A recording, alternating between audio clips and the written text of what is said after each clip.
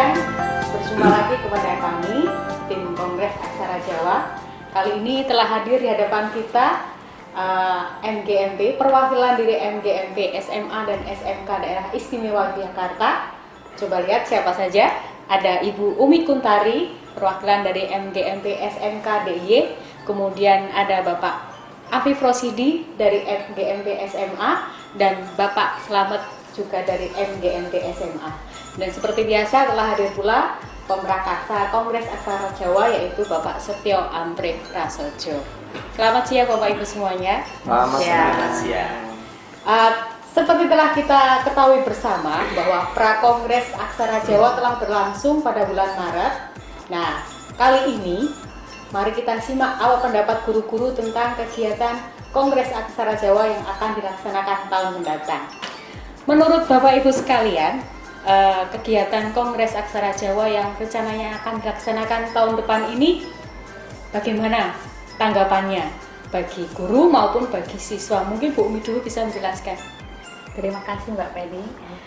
Saya sebagai guru SMK kemarin mendengar kabar akan ada kongres itu sangat gembira ya, karena di lapangan itu saya sebagai guru pernah jadi guru SMP, SMA, SMK itu sering sekali ada pertentangan antar guru sendiri tentang ya, mungkin bisa dijelaskan pertentangannya apa? Tentang penulisan aksara Jawa yang ini kalau pakai ini dibilang salah, pakai ini dibilang benar dan seperti itu, dan kadang-kala itu menjadi sensitif sekali. Semua merasa apa yang diyakininya itu benar. Nah, harapannya nanti dengan adanya kongres itu ditemukan satu patokan yang apa ya, yang bisa digunakan sebagai acuan. Oh, saya benar menurut ini, saya benar menurut ini, nggak harus sama ya, satu benar nggak harus, tapi mungkin saya benar menurut ini, dan itu bisa disampaikan ke siswa dan siswa pun tidak bingung. Biasanya kalau dia belajar di sekolah dengan gurunya seperti ini di SMP, setelah naik ke SMA gurunya mengajarkan beda, nanti malah padudan sendiri juga sama gurunya. Sekarang kan pintar-pintar anak-anak itu. Nah, seperti itu. Harapannya nanti setelah kongres itu mendapatkan satu pencerahan tentang aksara Jawa. Oh, nggih. Paling tidak sederhananya dari kongres itu ada acuan yang pokok, yang tidak menimbulkan pertentangan tadi. Ya, dan nggak harus satu, tapi ya orang menjadi tahu. Saya ini karena berdasar ini berdasar ini. Oh, mungkin seperti itu. Kalau dari Pak Afif sendiri bagaimana Pak? Mungkin dari segi mungkin pandangan siswa, kalau menurut jenengan kongres besok itu mendukung atau enggak untuk pembelajaran siswa? Oke, terima kasih Mbak Arpeni. Kalau apa yang saya lihat dan apa yang saya cermati di lapangan, itu anak-anak sebenarnya mereka sangat-sangat tertarik dengan yang namanya aksara-aksara Jawa itu. Karena pada dasarnya mereka itu ingin sekali mempelajari sesuatu hal yang baru, dan itu biasanya berwujud sesuatu hal yang aksara dan sebagainya itu. Karena mereka bisa bergaya dan sebagainya. Mungkin memang terkait dengan aksara ini, seperti apa yang disampaikan oleh Mbak Umi tadi, memang ada beberapa perbedaan, itu memang harus kita samakan. Tetapi di satu sisi memang kita harus memiliki pandangan ke depan bahwa aksara Jawa itu tidak hanya digunakan dalam media kertas ataupun media yang berupa tulis, tapi bisa kita gunakan dalam dunia internet, dunia maya dan sebagainya. Sehingga anak-anak zaman sekarang itu, anak-anak milenial itu kan sangat suka dengan dunia IT dan sebagainya. Kalau seandainya dunia digital ini sudah dilengkapi dengan aksara Jawa, dan aksara Jawa ini bisa masuk ke berbagai sistem, berbagai program dan sebagainya, sehingga anak-anak itu ketika menggunakan itu bukan lagi sesuatu hal yang aneh, asing, ataupun jadi mereka itu bisa berkreasi di bidang yang mereka sukai dengan apapun. Karena mereka juga, jujur aja anak-anak sekarang itu kalau diajar hanya dengan menggunakan ceramah, hanya menggunakan tulisan, bosan. Tapi ketika diajar dengan menggunakan bentuk video ataupun dalam bentuk terkait dengan media sosial, biasanya mereka sangat-sangat suka gitu. Harapannya ya dengan adanya aksara Jawa ini, mudah-mudahan aksara Jawa ini bisa dikenal lebih luas, tidak hanya oleh siswa tapi juga oleh masyarakat umum, bahkan mungkin dunia. Oh iya, seperti tadi Bu Umi tentang aturan penulisan dan sebagainya. Kalau Pak Afif tadi menyinggung tentang digitalisasi. Ternyata di kongres itu juga nanti akan dibahas tentang digitalisasinya, bagaimana aksara Jawa itu tidak hanya ditulis manual tapi masuk ke dalam dunia digital. Nah, kalau dari Pak Slamet sendiri bagaimana ini Pak? Bapak Ketua MGMP SMA Bahasa Jawa. Ya, terima kasih Mbak Arpeni. Ketika saya mendengar adanya ide untuk adanya Kongres Aksara Jawa, pertama yang saya katakan adalah salut dan bangga kepada Mas Setio Amrek Prasojo di bawah naungan Dinas Kebudayaan Daerah Istimewa Yogyakarta. Dengan adanya kongres itu, harapan-harapan kami dengan kongres itu kita mendudah kembali aksara Jawa yang mungkin sudah lama ditinggalkan oleh pemiliknya. Pemiliknya sendiri sudah meninggalkan. Nah, dengan adanya kongres ini terdudah lagi. Oh, aksara Jawa di sini akan bangkit kembali dan akan mendunia yang jelas dengan kongres itu. Harapan kami, dan tentu saja di dalam dunia pendidikan saya berharap bahwa seperti yang disampaikan oleh Ibu Umi dan Pak Afif tadi, adanya kesepemahaman dari dunia pendidikan, dari tataran SD hingga tataran perguruan tinggi. Jadi tidak hanya kemudian nanti seperti yang disampaikan tadi adanya perbedaan-perbedaan, tetapi ketika ada perbedaan itu tahu dasarnya. Mungkin pada suatu saat nanti saya juga berharap ketika di dunia pendidikan itu mestinya ada yang dibakukan di dalam dunia pendidikan. Artinya, oh ini loh ada aturan atau buku atau semacam petunjuk teknis penulisan aksara Jawa di dunia pendidikan. Akhirnya dari setiap guru itu, setiap jenjang itu mempunyai acuan yang sama. Meskipun nanti di masyarakat itu ada yang mungkin berpendapat bahwa ini yang benar, pakai aturan ini, pakai aturan ini, pakai aturan ini. Ini yang di masyarakat. Tapi kalau di dunia pendidikan mestinya itu ada acuan yang sama untuk lebih mempermudah siswa itu memahaminya.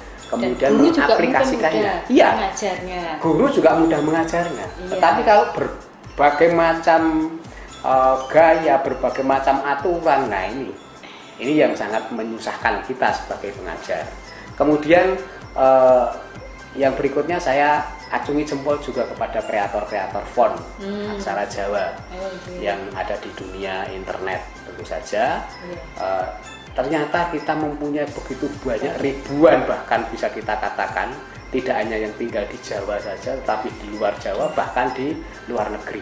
Mereka selalu mengkreasi aksara Jawa dengan font-font yang berdasarkan tulisan-tulisan atau manuskrip-manuskrip yang pernah ada di tanah Jawa. Nah, itu kita akan kaya seperti hanya aksara Latin, begitu banyak jenisnya, font-fontnya.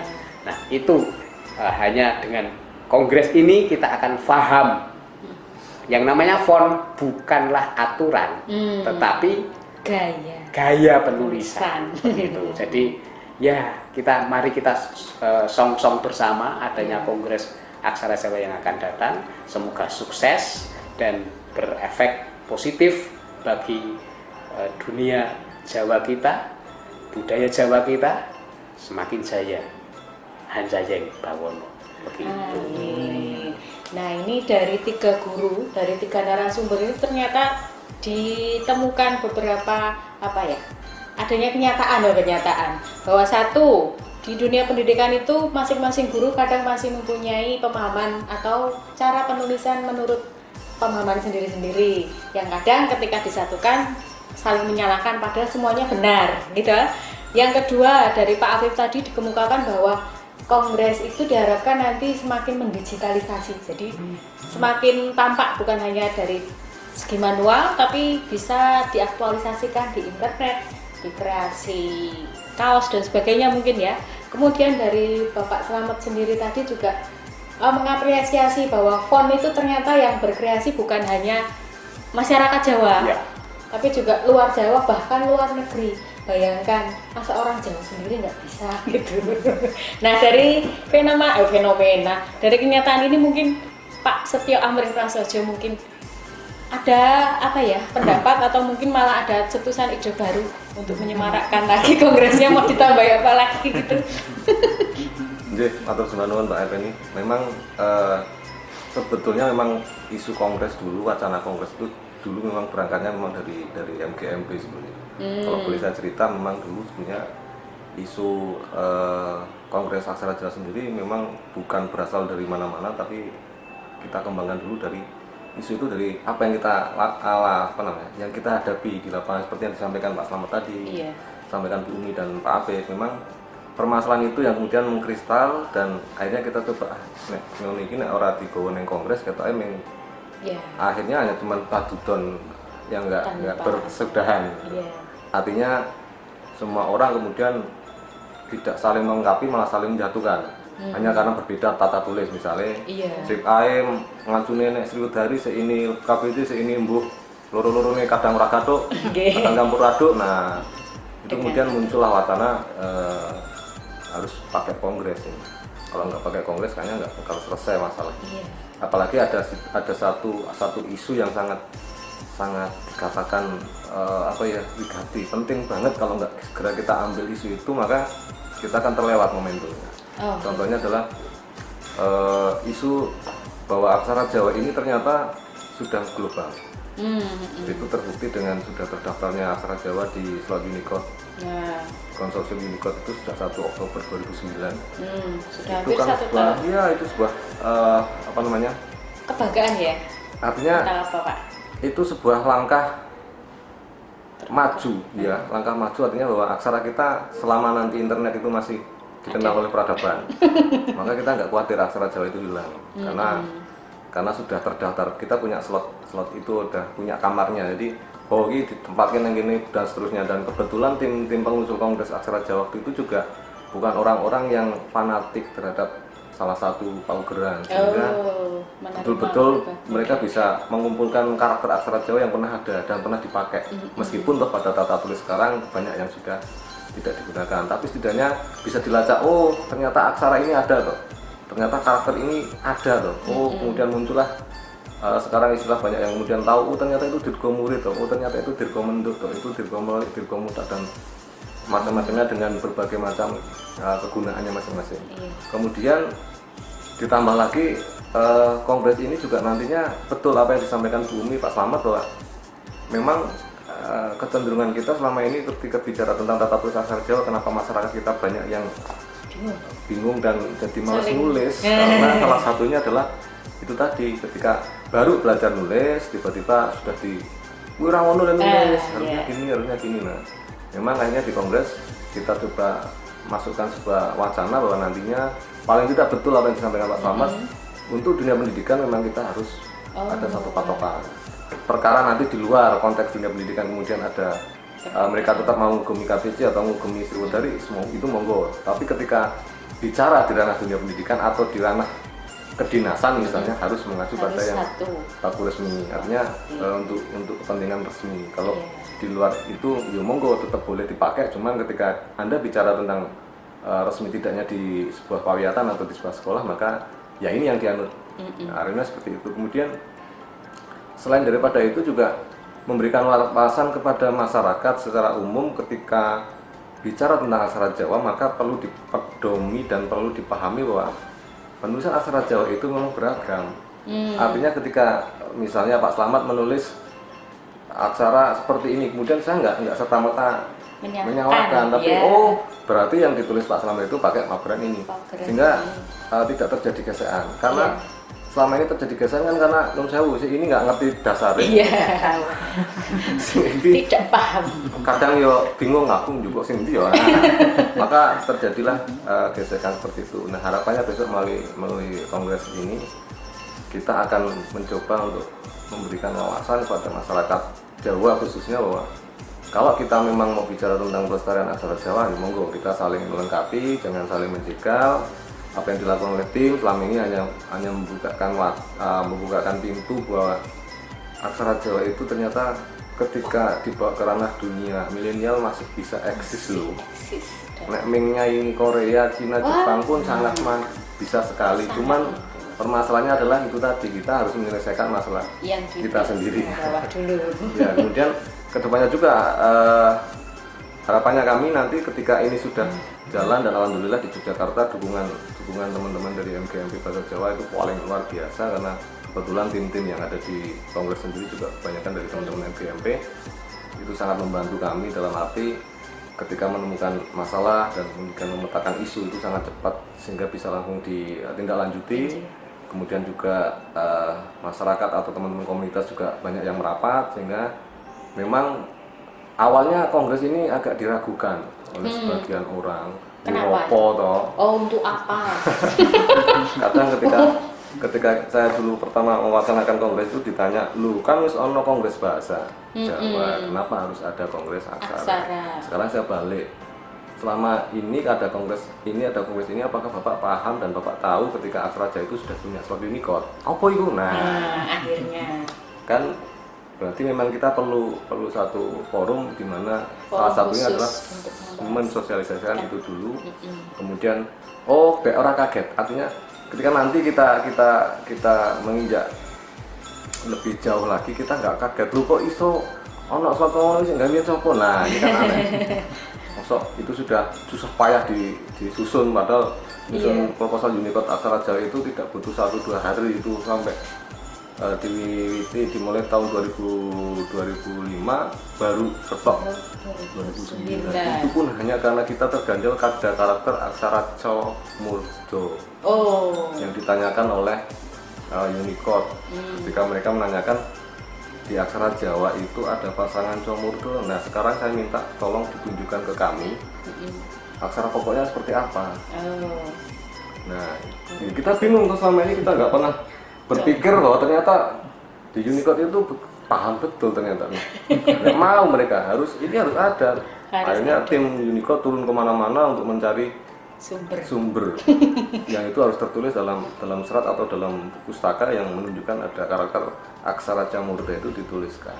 Perkara sekarang kita nggak ngerti, nggak masalah. Nah itu dicerah lagi, ternyata kebanyakan aksara Comurdo itu aksara pokoknya nggak dipakai, tapi pasangannya masih dipakai pada Nangacopo Becik dalam pupuh awal Mbang. Nah itu kan jadi pertanyaan ulang, loh itu pasangannya kok dipakai dan nggak dikenal. Tetap harus dicatat karena nggak boleh kosong.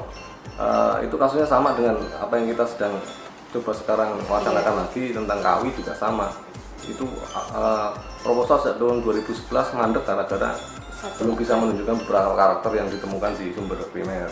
Nah, ini biar pemahaman teman-teman di luar sana bahwa ketika membicarakan tentang Unicode, please tolonglah, itu sudah perjuangan yang luar biasa untuk mendaftarkan, mencari sumber, bukain naskah, mencari satu buku satu, dan itu harus misalnya aksara Co, dia harus ada tabel paling tidak 5 dari naskah ini, ada enggak karakter itu, kalau ada berarti garis hijau, lolos, terus dipetani sampai akhirnya kita mendapat slot Unicode di A980, A9DF. Dan ini baru proses lagi untuk tidak hanya terdaftar di internet, tapi harapannya nanti sudah bisa langsung teraplikasikan di semua platform, karena aksara Jawa sudah didaftarkan ke inskripsi di ICANN, di pengelola domain internet dunia, yang itu nanti akan memberikan semacam perintah dalam tanda kutip kepada semua platform digital untuk menginskripsikan aksara Jawa di perangkat digital mereka masing-masing, sehingga kedepannya kita sudah nggak perlu lagi ngutak-utik HP untuk menginstal aksara, dan keyboard otomatis nanti akan segera terrealisasi di handphone kita, seperti halnya Arab dan Korea sudah tanpa kita tahu pun sudah ada tersedia fasilitas itu. Dan harapannya juga kami tetap minta dukungan teman-teman MGMP Bahasa Jawa, terutama nanti setelah proses kongres selesai, harapannya juga tetap harus ada berjalan yang namanya sosialisasi dan segala macam. Karena selama ini yang paling kami sulit untuk menyampaikan ke khalayak masyarakat itu adalah mereka tahunya Unicode adalah tata tulis baru. Nah ini yang padahal itu kita sendiri yang dibangun sejak 2000. Kita agak kesulitan untuk menjelaskan secara simpel bagaimana bahwa tahunya itu Unicode adalah tata tulis baru yang sebagian teman-teman mengatakan bahwa hanya karena Unicode inilah kemudian menilekkan atau memperkosa yang lama dihilangkan gitu, padahal kan tidak. Padahal itu hanya susunan atau slot kamar yang untuk menyimpan aksara Jawa kita supaya tidak hilang di telan masa mungkin itu Mbak Arpeni. Iya, karena mungkin ada beberapa yang belum mengetahui ya kalau guru-guru di sini itu sebenarnya di HP-nya sudah ada perangkat apa ya, aksara Jawa tapi harus install dulu. Nah, Sementara memang harus tapi harapannya ke depan bisa otomatis. Nah, ini yang masih diusahakan berlanjut oleh Pak Setio Amrik Prasojo ini. Dan yang saya juga setuju adalah Pak Slamet tadi, di kalangan dunia pendidikan harus ada satu paugeran yang jadi acuan. Karena bagaimanapun kan guru itu kan yang langsung ketemu dengan masyarakat. Dan siswa itu adalah apa ya, pembangun bangsa. Kalau tidak mereka siapa lagi gitu. Nah, untuk yang di masyarakat mungkin bisa disosialisasikan untuk oleh dinas kebudayaan atau anggota yang lain. Nah, mungkin itu saja. Mungkin ada tambahan lagi harapan ke depan, Bu Umi? Sudah cukup. Baiklah Bapak Ibu sekalian dan semuanya, ini tadi obrolan singkat, bincang-bincang santai tentang menuju Kongres Aksara Jawa yang akan dilaksanakan tahun mendatang. Harapannya kita semua mendukung. Ini bukan untuk siapa-siapa tapi untuk diri kita sendiri dan untuk anak kita ke depan. Semoga bahasa Jawa, aksara Jawa tetap mendunia. Selamat siang, sampai jumpa.